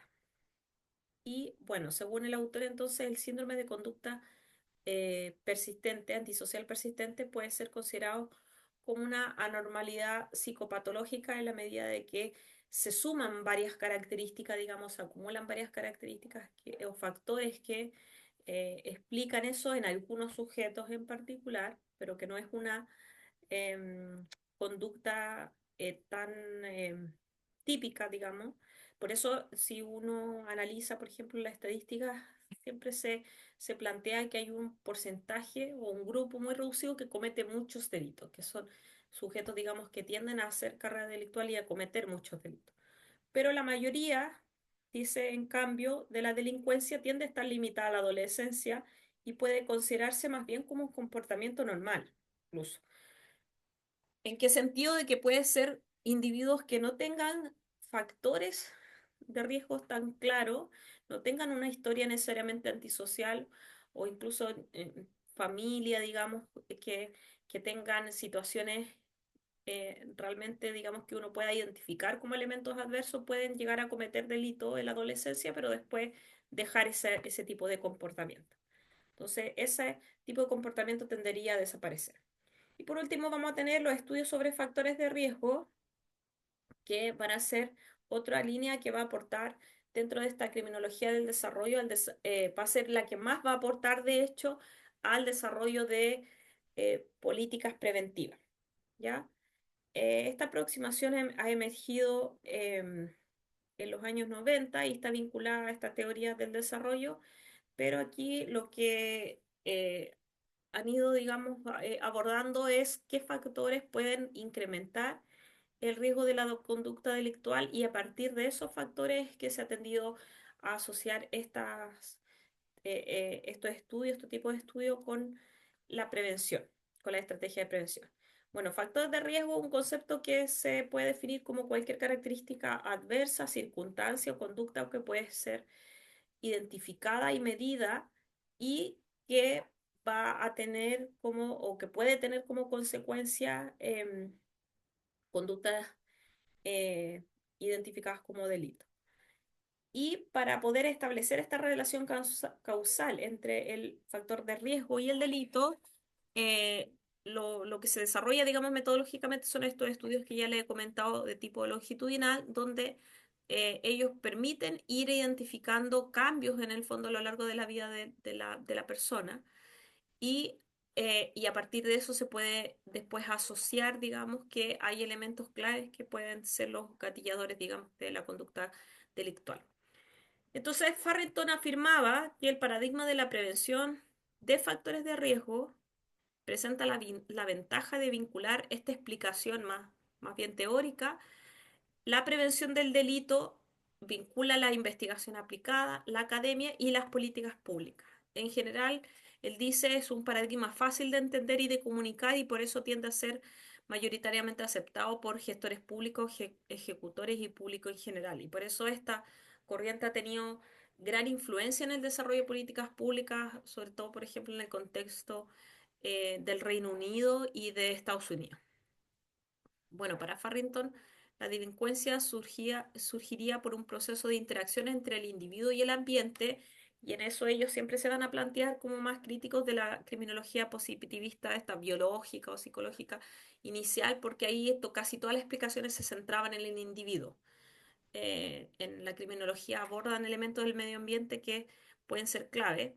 Se plantea que la motivación para delinquir eh, puede partir de deseos por tener, digamos, bienes materiales, prestigio social o la búsqueda de sensaciones, eh, y a partir de esos deseos se va a incurrir en el delito porque se buscan medios legales o ilegales para satisfacer esos deseos y en la medida que los jóvenes están en un ambiente, digamos, más precario, carente, digamos, de esos métodos, de esos medios, es que se va a incurrir. Entonces, por esa razón ellos plantean que los jóvenes pertenecientes a familias de clase baja presentan más bien una mayor propensión antisocial debido a que no tienen este mecanismo para alcanzar esas metas o esos deseos. Entonces, en ese sentido, es una propuesta similar a lo que plantea la teoría de la anomia. También se plantea que los niños que han sido maltratados por sus padres, o sea, que han vivido violencia intrafamiliar, tienen más probabilidades de cometer delitos ya que no han adquirido una autorregulación interna de su comportamiento. Bueno, dentro de los estudios, de las teorías de factores de riesgo, se plantean múltiples factores. Farrington distingue sobre todo factores que tienen que ver con el individuo y con elementos psicológicos, pero también elementos situacionales. Entonces, desde, por ejemplo, desde el punto de vista psicológico, la impulsividad, la hiperactividad, la búsqueda de sensaciones, se destacan la débil capacidad para manipular conceptos abstractos o bajo coeficiente intelectual, por otro lado, baja empatía, frialdad, dureza emocional o otra línea de aspectos psicológicos, la débil conciencia, sentimiento de culpa o remordimiento. Por otro lado, desde el punto de vista del aprendizaje, la internalización de normas y actitudes que favorecen la conducta antisocial y por último los factores motivadores a largo plazo que pueden ser más bien de estos elementos del ambiente que van reafirmando cierto tipo de conducta. ¿Ya? Un elemento importante de entender de los factores, de estos factores de riesgo, es que se hace un análisis bien centrado en la adolescencia y por eso las estrategias preventivas tienden a centrarse en este grupo porque se plantea que es una edad particular, que es un periodo particular, que es un periodo donde se producen muchos cambios en la persona. Se habla incluso que es como el segundo nacimiento de una persona en la adolescencia porque ahí el cerebro vuelve a tener un desarrollo, entonces hay todo un proceso de desarrollo neuronal del pensamiento hipotético. Se establece por otra parte a nivel de identidad, se va definiendo una identidad más autónoma de la familia y coherente con la relación con los otros, cambian las relaciones familiares y también hay un cambio en la forma de manejar el estrés y las emociones. Entonces, todos esos fenómenos que se producen de cambio son verdaderamente, si uno lo piensa, una revolución que ocurre en la persona. Por eso se habla como del nuevo nacimiento. Entonces, en ese contexto, digamos, es que tiene mucho sentido, digamos, em, el entender que este es un periodo muy, como plantea mucho, de propensión, digamos, a mayores riesgos porque hay muchos cambios. Entonces, por eso se habla de que este periodo de la adolescencia, los jóvenes suelen ser más arriesgados, pueden cometer distintas conductas, ya sea influenciadas por los pares o no, se suele hablar de la influencia de los pares como un elemento clave, pero también hay muchos estudios que critican eso, diciendo que más bien es por, digamos, todo este proceso de cambio hace que los jóvenes sean más influenciables en la medida que la familia tiene menos control, pero eso igual es variable, digo.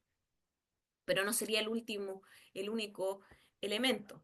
Y hay un aspecto que es relevante que también van a plantear, sobre todo los autores de estudios más bien de criminología crítica, es que aún estando presente todos estos factores de cambio en la adolescencia, un elemento clave va a ser la probabilidad de contacto con la justicia, porque se señala, por ejemplo, si comparamos jóvenes de estrato alto con jóvenes de estrato bajo que viven en contextos complejos, eh, un joven que vive en un barrio complejo ciertamente va a tener mucha más probabilidad de tener un contacto con la policía y con el sistema penal que uno que vive en un sector, digamos, acomodado y pudiendo tener una conducta similar, por ejemplo, de comisión de un acto vandálico, de pintar una plaza, una banca, qué sé yo, o de cometer un hurto en un supermercado. La diferencia social puede llevar a que un joven tenga muchas más probabilidades de tener contacto y el hecho de tener el contacto con el sistema judicial puede ser determinante para que después se reafirme esa identidad em, más desviada o antisocial. Entonces ese puede ser un aspecto clave y muchos autores lo destacan. Bueno, las clasificaciones de factores de riesgo, como les decía, hay muchos análisis y estudios distintos. Los desde la perspectiva de las familias son los que tienen más sustento, digamos, en evidencia, pero también hay muchos estudios que han demostrado la relevancia de factores sociales y estructurales como el acceso a la educación, la desigualdad, la disponibilidad de armas, por ejemplo, en contextos de posguerra o de crisis interna, la instalación de ciertas normas culturales respecto de la violencia, también otros elementos que quizás hay menos evidencia, pero también hay estudios que han abordado esos aspectos.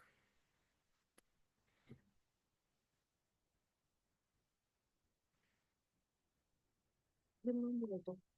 Hijo, ¿quién tiene mi celular? Emma. ¿Dónde está la Emma? Perdón, espera.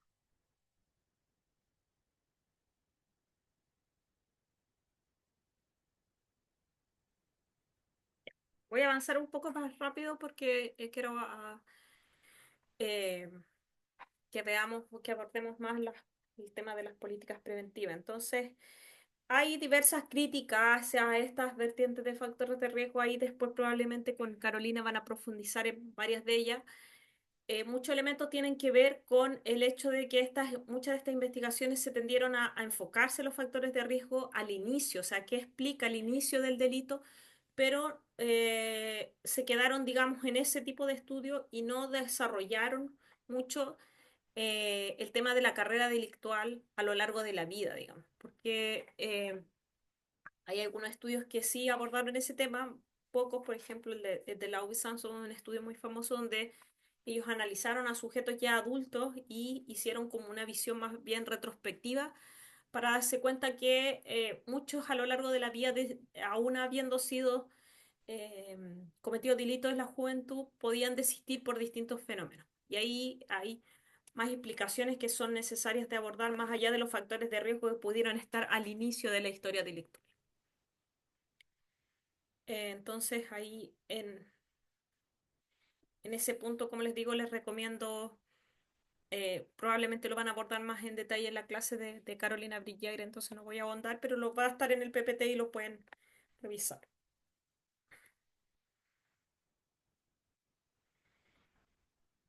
Entonces ahora,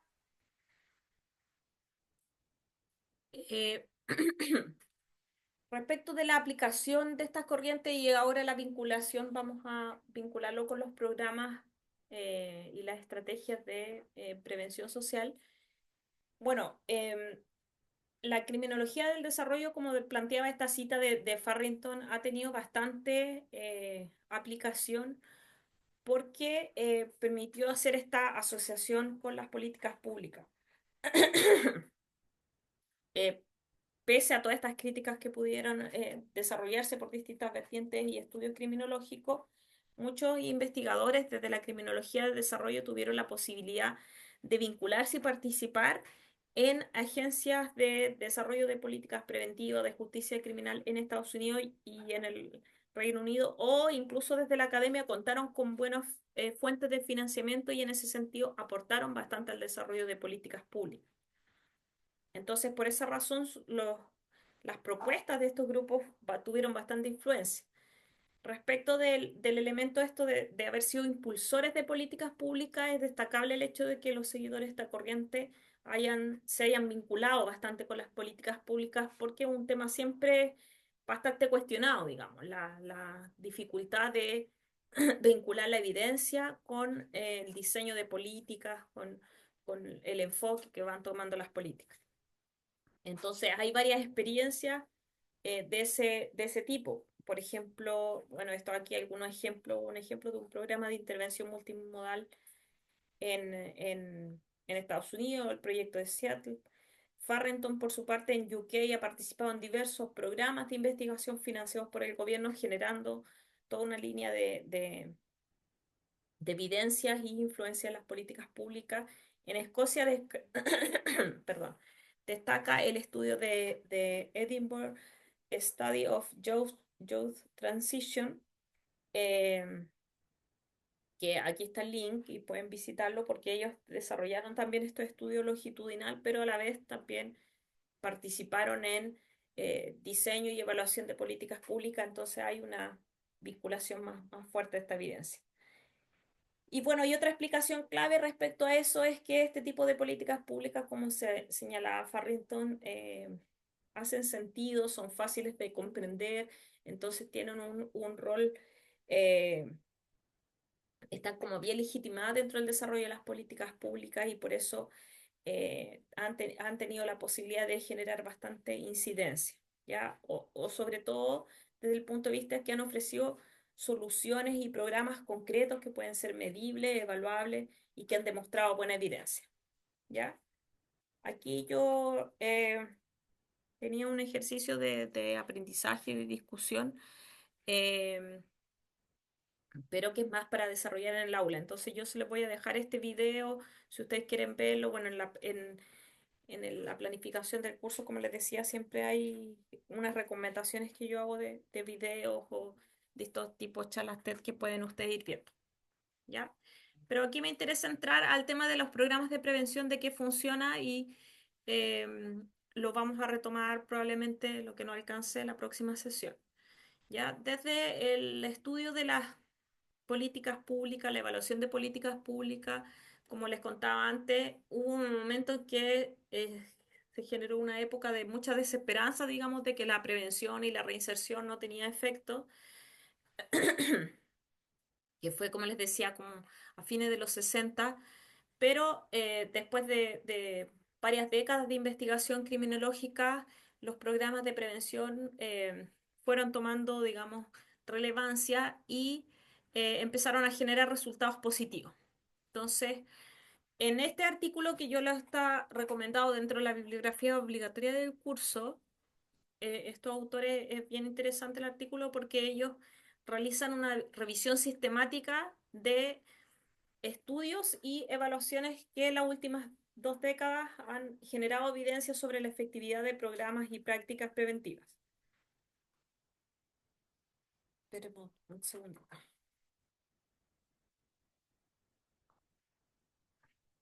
Entonces, en este estudio, ellos van a distinguir 7 áreas de intervención que van desde la prevención en el desarrollo y prevención social, que es lo que estamos viendo en esta sesión, intervenciones comunitarias, prevención situacional y otros ámbitos como la actuación policial, las estrategias de prevención vinculadas a las sentencias y acciones disuasivas, intervenciones en el sistema correccional o penitenciario y el tema del tratamiento de drogas y otras intervenciones en el ámbito judicial. Por la orientación y las delimitaciones que hemos planteado en este programa, nosotros nos vamos a centrar principalmente en las 3 primeras y va a ser eso lo que vamos a abordar en la línea de prevención social, prevención situacional y prevención comunitaria. Ya, entonces les voy a ir contando qué elementos se han ido eh, descubriendo como evidencia que demuestra que las políticas preventivas pueden ser efectivas, qué factores, digamos, explican esa efectividad y La idea es que esto después ustedes lo puedan vincular también con los seminarios que les va a tocar exponer los casos que van a analizar de políticas preventivas, ¿ya? Entonces, bueno, en este estudio ellos tomaron 33 estudios basados también, varios de ellos en revisiones sistemáticas o metaanálisis, y a partir de eso ellos afirman o afirmaron, digamos, que los programas de prevención en las etapas del desarrollo y prevención social pueden definirse como intervenciones basadas, o más bien que se definían como intervenciones basadas en la comunidad y orientadas a prevenir conductas antisociales, focalizadas en niños, niñas y adolescentes hasta los 18 años de edad y estos eran fueron los programas, digamos, que ellos evaluaron dentro de lo que es esta definición, prevención en etapa de desarrollo y prevención social. Entonces, por eso, por esa razón, digamos, también estratégicamente, digamos, en el seminario que vamos a desarrollar, también nos vamos a centrar en este tipo de programas, en los que abordan principalmente la infancia y la adolescencia. Bueno, ellos concluyeron que estos programas tienen buena probabilidad, digamos, de éxito cuando se interviene en los primeros años de la infancia debido a que niños y niñas son más receptivos a ambientes de enriquecimiento y apoyo. O sea, que estos programas tienen muchas más posibilidades de éxito y también es más fácil intervenir en esa etapa. Y por otra parte dicen que a la medida que los niños y niñas van creciendo, ganan independencia, autonomía y entonces cada vez más las intervenciones se van haciendo más complejas, lo que significa, lo que no significa que no se puedan realizar o que no puedan ser exitosas, sino que son más complejas y requieren otras habilidades y otras competencias. Em, bueno, ellos plantean que gran parte de los programas de prevención en etapas tempranas del desarrollo son exitosos en reducir delitos y agresiones en contextos muy diversos. O sea, si hay programas exitosos, digamos, en Estados Unidos eh, y en el Reino Unido, pero también es posible encontrar programas exitosos en países latinoamericanos, en países en la India, en la China, digamos, hay muchos estudios en distintos países con contextos muy diversos y que tienen en común este aspecto de hacer intervención temprana. ¿Cuáles son los elementos clave que se han detectado y que deben ser, digamos, abordados para que las experiencias puedan tener más probabilidad de éxito? La duración, la modalidad y la etapa de intervención son los elementos que permiten definir o distinguir cuáles son más o menos exitosos. Respecto de la duración, se señala o se ha detectado a partir de esta revisión que una duración suficiente debiese ser de al menos un año y los programas idealmente debiesen ser planteados desde una estrategia más bien intensiva. O sea, un año y con una intervención más bien intensiva. Respecto de la modalidad, los programas se recomienda que sean multimodales, es decir, que aborden múltiples factores de riesgo y múltiples dimensiones o aspectos de la vida del niño, niña o adolescente. O sea, que no solo intervengan, por ejemplo, la escuela, sino que también trabajen con las situaciones en el hogar, eh, con grupos de pares, etcétera. Eso es como multimodal. Y respecto de la etapa de intervención, este tipo de programas deben implementarse idealmente antes de la adolescencia y de preferencia focalizado en niños y adolescentes, niños, niñas y adolescentes de mayor riesgo. En el caso de que no sean antes de la adolescencia, porque también es más difícil a veces de detectar, digamos, las problemáticas, em, que lo ideal es que se ubiquen en grupos o se orienten, perdón, a grupos de mayor riesgo. ¿Qué significa eso? Que lo ideal no es implementar, por ejemplo, programas de prevención universal.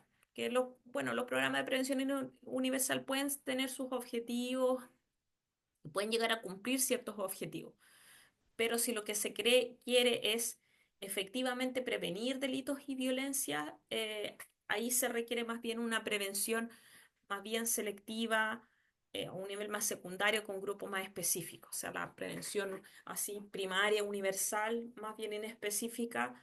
eh, bueno, de partida los resultados siempre son difíciles de medir en ese tipo de prevención y los efectos pueden ser más bien de corto plazo. Por ejemplo, las campañas comunicacionales que van así como un grupo muy universal y en específico pueden tener algunos efectos, pero en periodos como concretos, o sea, mientras la campaña, por ejemplo, está activa, si es en el caso de una campaña comunicacional.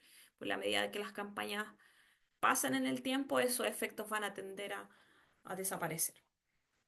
Ya, pero volviendo al tema de los programas más bien específicos dirigidos a infancia y adolescencia, tenemos por otro lado un investigador, Andreas Hein, que es un investigador que trabajó en Paz Ciudadana y trabajó también en el CESC. Durante un periodo él realizó un estudio solicitado por el BID donde sistematizaban o buscaba sistematizar experiencias de buenas prácticas y cuáles eran los elementos también que podían destacarse, ¿ya? Y él revisó estas típicas estudios destacados de Estados Unidos y de otros países, pero también revisó algunos programas a nivel latinoamericano. A ver, denme un minuto. ¿Quién tiene mi celular?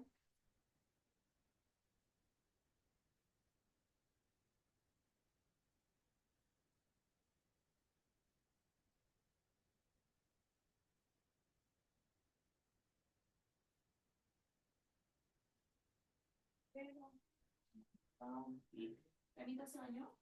Sí.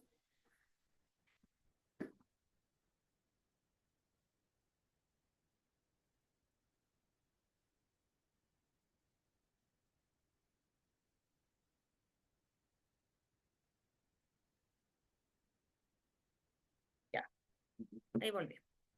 Ya, que igual a veces voy muy rápido y quiero poder ir viendo la hora y permitir también si tienen duda o preguntas me puedan consultar. Entonces le decía que a partir del estudio que desarrolló Andreas Hein, él también concluyó sobre algunas dimensiones que pueden ser explicativas de mayor nivel de éxito, mayor probabilidad de éxito de los programas preventivos en este ámbito del trabajo con infancia y adolescencia. El primer elemento o la primera dimensión que él destaca es la selectividad. Los programas más exitosos suelen ser los que focalizan sus intervenciones concentrándose en niños y jóvenes en situación de riesgo. Bueno, esta idea muy similar a lo que planteaba anteriormente Farrington, en lugar de población universal.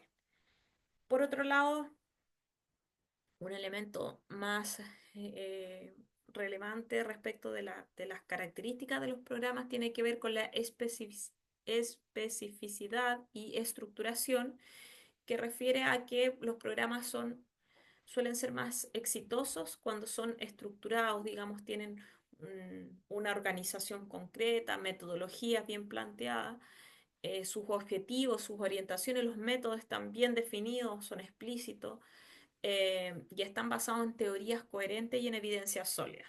O sea, aquí lo que más se destaca es el desarrollo de diseños basados en evidencia, o sea, que a la medida se van evaluando, se van mejorando, van generando, digamos, esta, este aprendizaje, digamos, que permite que los programas sean exitosos.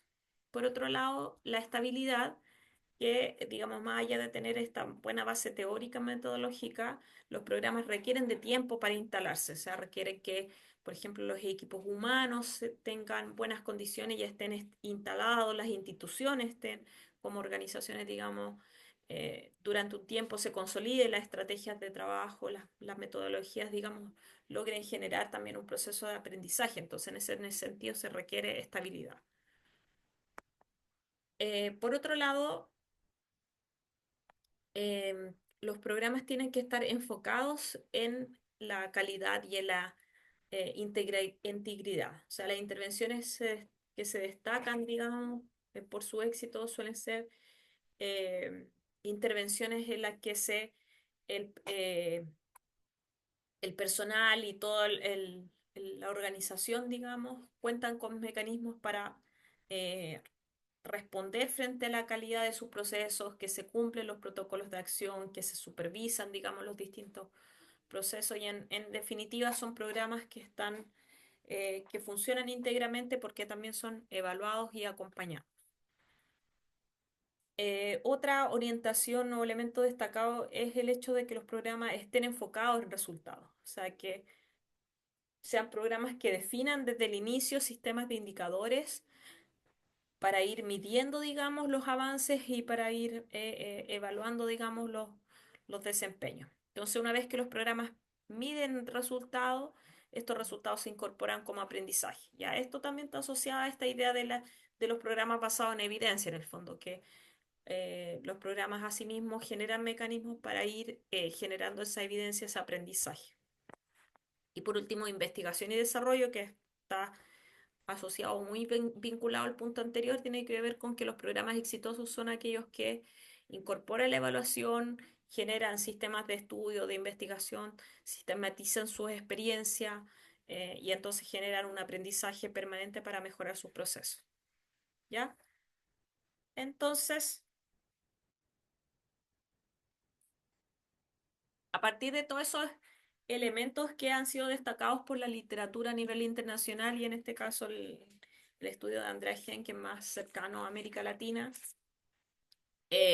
aun cuando en América Latina siempre tenemos muchas más limitaciones de recursos, hay menos investigación y menos evaluación, digamos, que permite generar esta evidencia, aún así se han ido levantando en la región buenas prácticas en prevención social del delito. Y este tema de las buenas prácticas es, digamos, el enfoque que vamos a tratar de abordar en la revisión de casos que vamos a desarrollar en los seminarios, ¿ya? Las best practices o las buenas prácticas surgen desde el reconocimiento, digamos, de esta deficiencia, como les decía, de recursos y de desarrollo de evaluaciones en el ámbito de las políticas públicas que cuentan con alto nivel de rigurosidad. Ya como en América Latina no hay muchos recursos, no hay tanto desarrollo de investigación, suelen haber pocas evaluaciones de impacto, por ejemplo, que cuenten con diseño experimental, cuasi experimental y todos esos estándares súper exigentes que tienen los países desarrollados. Entonces, frente a ese reconocimiento, se comenzó a plantear como una estrategia la necesidad de levantar aprendizaje, de levantar conocimiento sobre la experiencia exitosa, pero aún, aunque no se contara, digamos, con evaluaciones tan rigurosas. Entonces, de ahí, digamos, que surgió esta idea de, bueno, eh, reconozcamos las buenas prácticas, la experiencia, los aprendizajes, busquemos un mecanismo, digamos, para evaluarlo, aunque sean como prácticas, digamos, prometedoras o que tengan algunos indicadores y esto va a permitir generar, digamos, como les digo, conocimiento sobre lo que se está haciendo en la región y eso a su vez va a contribuir a que se sigan generando programas preventivos con una lógica, digamos, de potenciar los elementos de gestión, digamos, que pueden demostrar tener éxito. ¿Ya? Entonces, se habla de buenas prácticas o de prácticas prometedoras cuando no contamos con evaluaciones tan exigentes, pero sí con algunas evidencias de que hay niveles de éxito o de impacto. ¿Ya? Entonces, hay elementos que se pueden destacar de esos programas o proyectos. Entonces, las best practices o buenas prácticas han sido recogidas en América Latina gracias al desarrollo de concursos de proyectos o bancos de buenas prácticas que en el caso del ámbito de la prevención del delito y la seguridad ciudadana de nuestro país, por ejemplo, el CES desarrolló em, por lo menos tres experiencias de levantamiento de buenas prácticas con apoyo del BID. Por otro lado, aquí hay otros ejemplos. Hay un mapeo de proyectos de prevención de violencia en Guatemala. Y ahí está el link donde se puede mostrar algunos de estos. Está este de Guatemala, después tenemos este otro banco Buenas Prácticas en México. En México desarrollan afortunadamente también buenas estrategias de evaluación de las políticas sociales y en este caso de la prevención, entonces también han ido generando este banco de buenas prácticas. Y otro ejemplo es este, este estudio que desarrolló el Instituto Igarapé en Brasil también para identificar programas exitosos. Y les voy a ver qué les quería mostrar. Uno de estos, a ver si está vigente.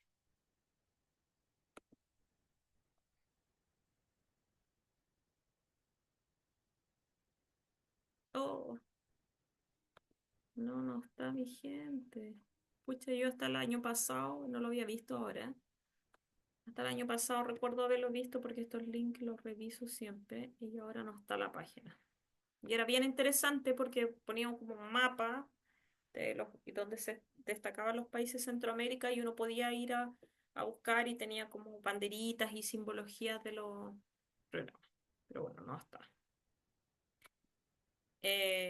Bueno, el DCESC seguramente lo han visto y ahí hay sistematizaciones de los proyectos.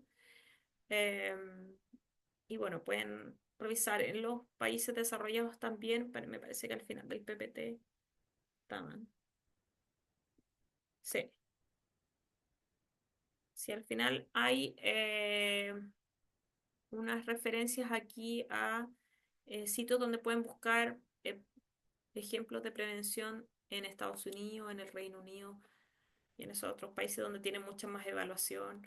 Pero también es interesante revisar esa experiencia porque esa evidencia a veces nos sirve después para contestar y para ver, para buscar ideas, cómo mejorar los programas que desarrollamos en América Latina.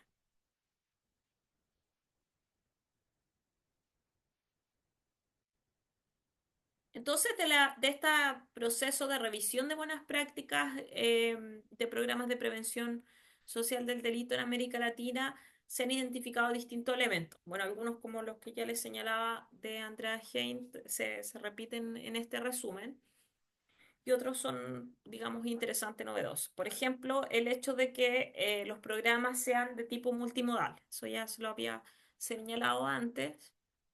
Y este es un elemento que ha sido, digamos, destacado en distintas estrategias preventivas, programas y proyectos, digamos, en América Latina, donde en general son programas que se basan en una perspectiva ecológica que busca abordar distintas dimensiones, como le decía, de la vida de los niños, niñas y adolescentes. Y desde las metodologías son programas que abordan la experiencia de los niños de forma más integral. ¿Ya? Entonces, por esa razón, este tipo de programa ha logrado tener buen resultado. Por otro lado, hay programas destacados porque son por su pertinencia a los contextos culturales y sociales donde se ejecutan. Esto sobre todo es súper relevante en América Latina, donde tenemos países en que su composición es sumamente diversa, donde hay regiones todavía con poblaciones, por ejemplo, comunidades indígenas que mantienen sus rasgos culturales muy marcados y que se diferencian bastante eh, de la población, por ejemplo, en las ciudades capitales. Entonces, en ese sentido, los programas que se desarrollan en estos contextos, al insertarse, no tienen mucho sentido o efecto cuando vienen diseñados como desde un nivel central, desde las ciudades principales y se instalan en estos contextos, no van a tener resultados si no consideran las características de esa realidad. Entonces, los programas que son pertinentes a esos contextos culturales tienen en general buenos resultados.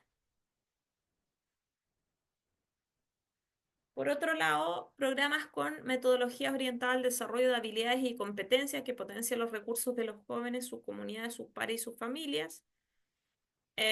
También son bastante destacados, o sea, programas que no solo se abordan o se instalan desde la lógica de los factores de riesgo, sino que también buscan más bien reconocer las habilidades, las competencias y fortalecer esas habilidades, que ese es un enfoque crítico y más bien interesante que se ha desarrollado en los últimos años, o en la última década, podríamos decir.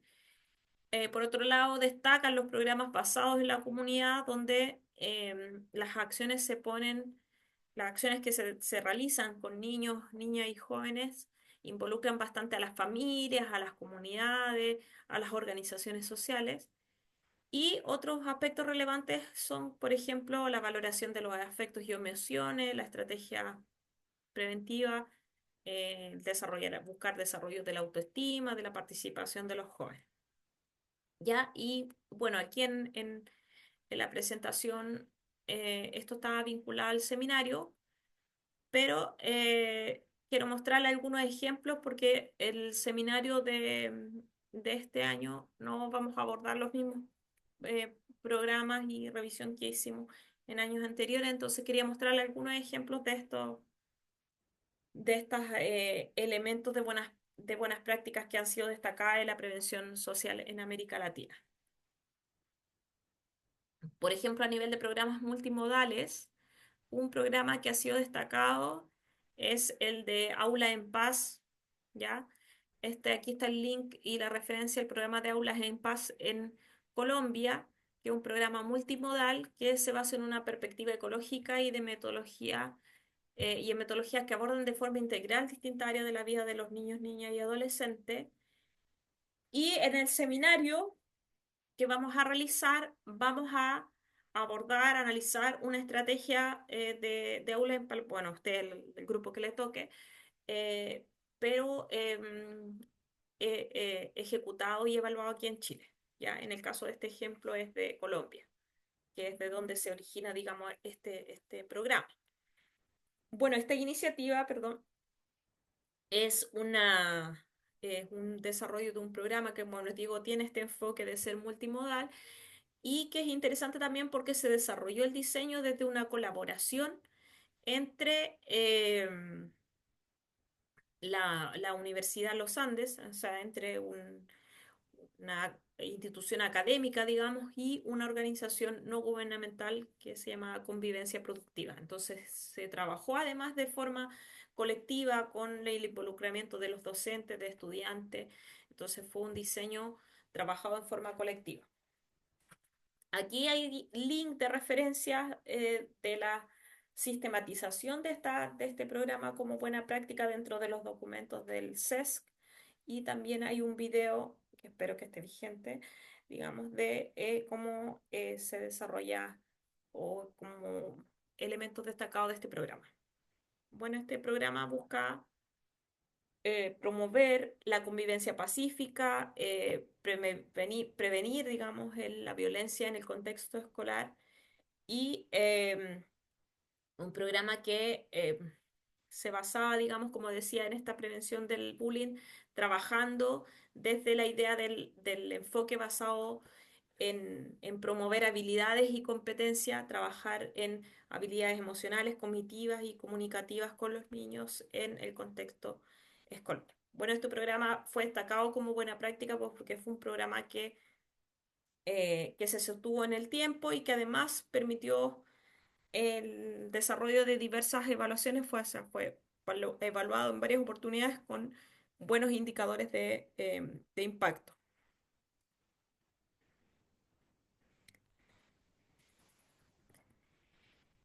Otro programa destacado a nivel de este enfoque multimodal, que es un programa que se desarrolló en Chile, también en el contexto escolar, y fue desarrollado en establecimientos educacionales de la comuna de San Bernardo.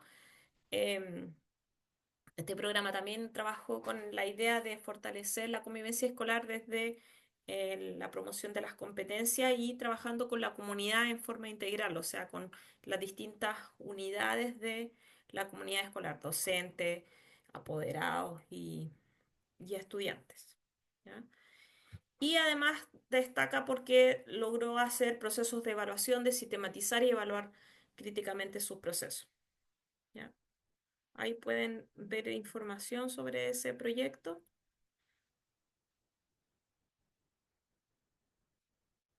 Luego, respecto de los programas pertinentes a los contextos sociales y culturales, también este es un programa que fue destacado dentro de las buenas prácticas, de la revisión de buenas prácticas del CESC. Este programa es un programa que trabajó con un diseño desde el territorio, como les decía, este elemento de diversidad cultural y de comunidades indígenas en varios países de la región eh, genera o nos, digamos, obliga a que abordemos esas realidades diversas desde herramientas que sean respetuosas de esas características. Y en el caso de este proyecto abordaba esos elementos y entonces se trata de un diseño bastante participativo donde la propia comunidad influyó de manera relevante en el diseño y en el desarrollo. ¿Ya? Y eso es un elemento que en general se ha destacado en distintas experiencias de buenas prácticas a nivel internacional, sobre todo cuando se trabaja con jóvenes. En el caso de los niños y las niñas, es mucho más fácil o tiene más sentido, digamos, hacer intervenciones más dirigidas desde los equipos, desde los adultos, digamos. Aunque hoy día, cada vez menos, digamos. Los niños cada día tienen más iniciativa y autonomía. Entonces, pero en el caso de los adolescentes sí es importante que los programas no sean tan dirigidos desde los adultos, sino que más bien sean participativos en todo el sentido, digamos, de la palabra, de que se les vaya como haciendo a los jóvenes parte del diseño de las intervenciones, de las estrategias, de las actividades, que se les pregunte constantemente, se les pida la opinión y no se desarrollen estrategias, digamos, tan diseñadas, tan cerradas y tan impuestas, porque si no, ellos no los hacen, para ellos no les hace sentido, digamos. Entonces, son elementos que desde la prevención hoy en día tienen que ser más trabajados con ese, considerando, digamos, este aspecto de la participación. Bueno, este proyecto era un proyecto comunitario, como se puede ver en la imagen, trabajaba con distintas estrategias, incluyendo incluso intervención en espacios públicos, con la participación además de distintos servicios locales y talleres de habilidades parentales.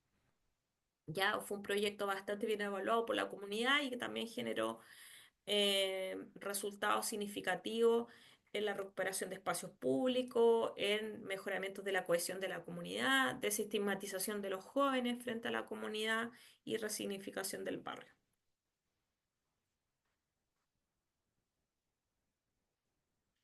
Respecto de los programas orientados al desarrollo de habilidades y competencias, bueno, ahí hay distintas y muchas experiencias interesantes, sobre todo en los países desarrollados. De hecho, esta experiencia, este proyecto es un proyecto que viene de Estados Unidos, pero que se ha implementado en bastantes países en Centroamérica y a nivel internacional. Entonces ha sido un proyecto que ha sido evaluado, que ha demostrado, digamos, su éxito y en ese sentido, con muchas cosas que se los gringos la han exportado hacia otros contextos. ¿Ya? Y se destaca por esta metodología que trabaja en el desarrollar habilidades y competencias en los adolescentes para mejorar sus oportunidades de inserción, sobre todo desde una perspectiva laboral. ¿Ya? Y en ese sentido reducir la reincidencia incluso con jóvenes que ya han tenido algún tipo de actividad delictual, pero que a partir de este nuevo desarrollo de competencias y habilidades pueden generar un cambio en su vida. Ya en el caso de Centroamérica, que destacan estas intervenciones, por ejemplo en Bahamas, el diseño se adaptó a las características de ese país y incluyó el programa de entrenamiento vocacional, liderazgo, habilidades para la vida y trabajó con niños, perdón, con jóvenes de 17 a 25 años de bajos ingresos, sin escolarización y que incluso que habían estado en conflicto con la ley o de vínculo con pandillas. Y a partir de eso se trabajó con este grupo generando habilidades, capacitaciones, digamos, como les digo, innovadoras para insertarlos laboralmente y se logró con eso una gran inserción, un 80% de los jóvenes que participaron resultaron, digamos, tuvieron buenos resultados en instalarse en un nuevo trabajo, oficio, una práctica profesional o en una inserción escolar, digamos, volver al contexto escolar. Otro programa que trabaja con jóvenes, pero en este caso ya jóvenes que han tenido alguna vinculación, conflicto con la justicia, son los programas que están basados en este modelo, digamos, de justicia restaurativa. Un ejemplo bastante interesante destacado es el que desarrolla esta ONG Terre de Homs, que es una ONG de origen sueca, me parece, que interviene en países de América Latina, que ellos, bueno, este tipo de organizaciones internacionales tienen en general buenos recursos, pero lo interesante de esta estrategia, más allá, digamos, del financiamiento, es que a través de estos proyectos de justicia restaurativa, esta ONG ha desarrollado programas que trabajan con adolescentes, como les digo, en justicia con en conflicto o que han cometido delitos, digamos, pero desde esta otra estrategia que es, digamos, alternativa al sistema penal, ¿ya? Que en el caso de Perú, digamos, la ley de responsabilidad penal adolescente tiene contemplada, digamos, esta alternativa que es, digamos, previa o prejudicial, digamos, de una salida que permite que los jóvenes, digamos, puedan responder a los delitos cometidos a través de un trabajo comunitario. Y el diseño, digamos, consiste en que la comunidad y genera estos espacios de conciliación, de reconocimiento del delito, se hace todo un proceso de reparación, ese tipo de dinámicas que funcionan mediante una metodología similar a la mediación, generan que la víctima y el victimario lleguen a ciertos acuerdos y que se establezcan mecanismos de reparación. Entonces, esto es un sistema, una estrategia, digamos, de, de sanción alternativa, la verdad, porque funciona, como les digo, en paralelo a un sistema de justicia formal como bajo este enfoque de justicia restaurativa, ¿ya? Bueno, este enfoque y este proyecto en particular ha mostrado súper buenos resultados de una evaluación que se realizó entre el año 2005 y 2015, o sea, de 10 años de implementación.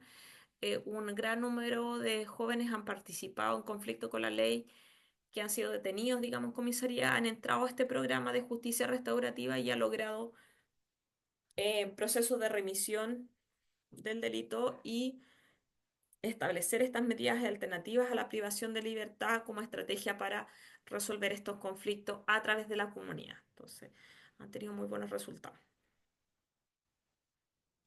Y me parece que este es el último ejemplo. Bueno, aquí más bien quiero un ejemplo, señalar que otros elementos que se han destacado respecto de los programas de buenas prácticas tienen que ver con el abordaje de programas a través de la afectividad y de la participación activa, que ya lo señalaba un poco, eh, tiene que ver con esta idea de reconocer que los jóvenes ya son actores activos, que tienen autonomía, que tienen identidad y que para trabajar con ellos se requiere darles más espacio para que ellos también incidan en los procesos de aprendizaje.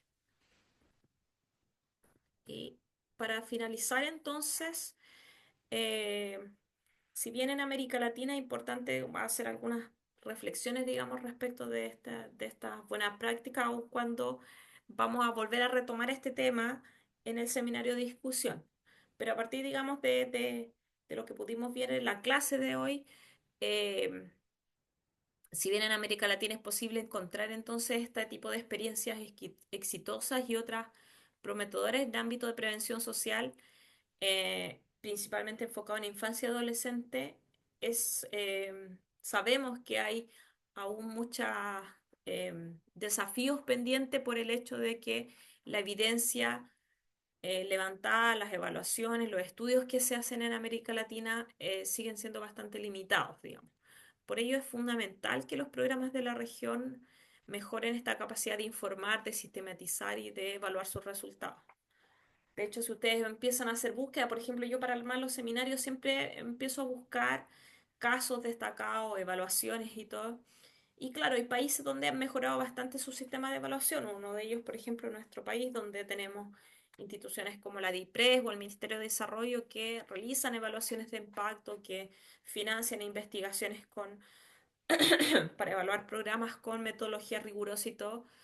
Tal ejemplo de México que ya les señalaba, que también tiene sus eh, organismos públicos que desarrollan esa tarea y en algunos casos también en Colombia también se hace, pero en la mayoría de los demás países de América Latina encontramos muy poca de esta evidencia rigurosa, con financiamiento público, con un permanente, digamos, seguimiento de las políticas en el ámbito de la prevención del delito y de la seguridad pública en general.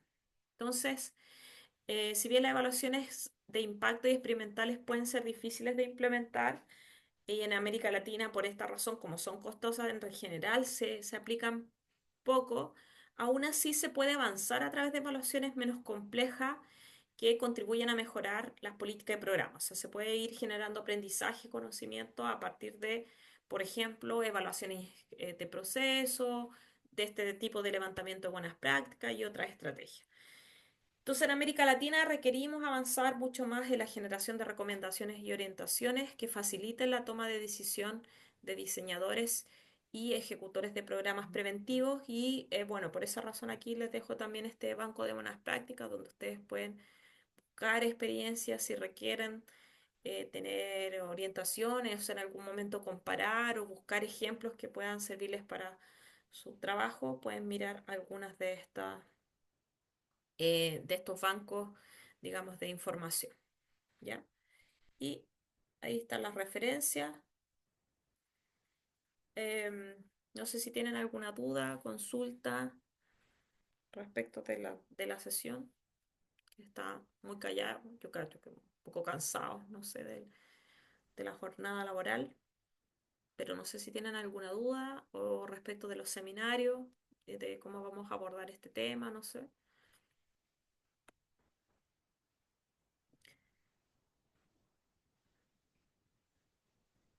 No, voy a dejar de compartir. Entonces yo voy a